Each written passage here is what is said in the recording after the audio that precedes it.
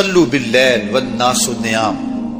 جب لوگ سو رہے ہوں تم مصلی بچھا کے نماز پڑھنے لگ جاؤ۔ تمہارا رب کے ساتھ تعلق اس قدر مضبوط ہونا چاہیے کہ ایسے وقت میں کہ جب لوگ سو رہے ہوں تو تم سجدہ ریز ہو جاؤ،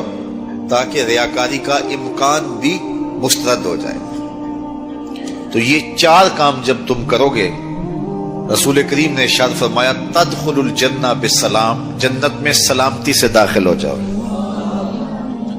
راستے کے جو مراحل ہیں، جنت کے اندر پہنچنے کے جو مراحل ہیں، وہ بھی سلامتی سے طے ہو جائیں گے۔ قبر بھی، حشر بھی، میزان بھی، پلزرات بھی، سارے مراحل آسانی سے طے ہوتے چلے جائیں گے اگر تم یہ چار کام کر لو۔ ان تین کاموں کا تعلق ہماری معاشرتی زندگی سے ہے، اور رات کی تنہائیوں میں مصلی بچھا کے نماز پڑھنا، اس کا تعلق جو ہے وہ ہماری نجی زندگی سے ہے، اور وہ جتنی تنہائی میں ہو اس قدر ہی اللہ کی رحمتیں زیادہ اترتی ہیں۔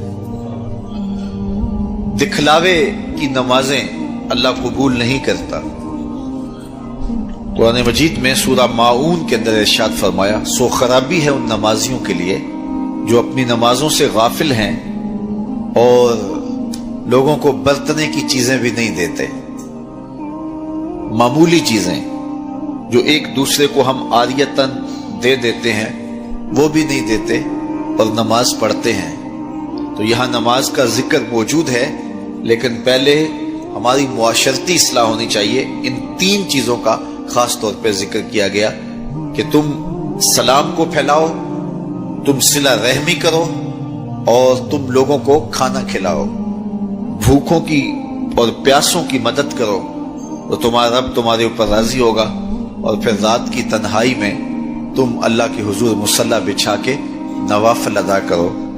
ایک روایت میں آتا ہے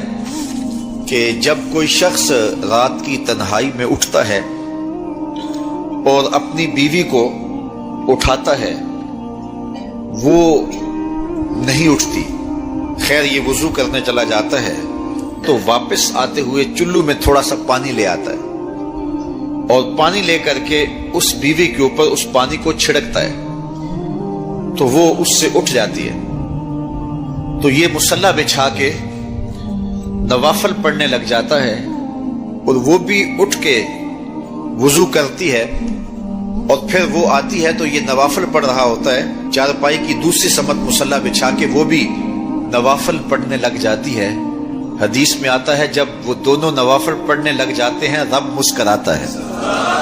اپنی شان کے مطابق رب مسکراتا ہے کہ میرے بندے کس طرح مخلوق سے چھپ کے میرے حضور سجدہ ریز ہیں۔ تو راتوں کی تنہائیوں میں جب لوگ سوئے ہوئے ہوں تو اس وقت سجدے کا ویسے لطف بھی اپنا ہی ہوتا ہے، چونکہ کوئی دیکھ رہا ہو تو کئی طرح کی باتیں ذہن میں آئی جاتی ہیں، لیکن تنہائی ہو، اندھیرا ہو، کوئی دیکھ نہ رہا ہو تو پھر اس کا اپنا لطف ہوتا ہے، اور سحری کے وقت اٹھ کے نماز پڑھنے کا سرور بھی اپنا ہے۔ اور میں کہتا ہوں کہ وہ ملنے کی گھڑیاں ہوتی ہیں، انسان کو ان گھڑیوں کے اندر اللہ کی خاص رحمتیں نصیب ہوتی ہیں، اور جو سحری کے سجدوں کا مزاج رکھتا ہے اللہ تعالیٰ اس کے من کے اندر روشنیاں ڈال دیتا ہے۔ اقبال کہتا ہے رومی ہو، راضی ہو،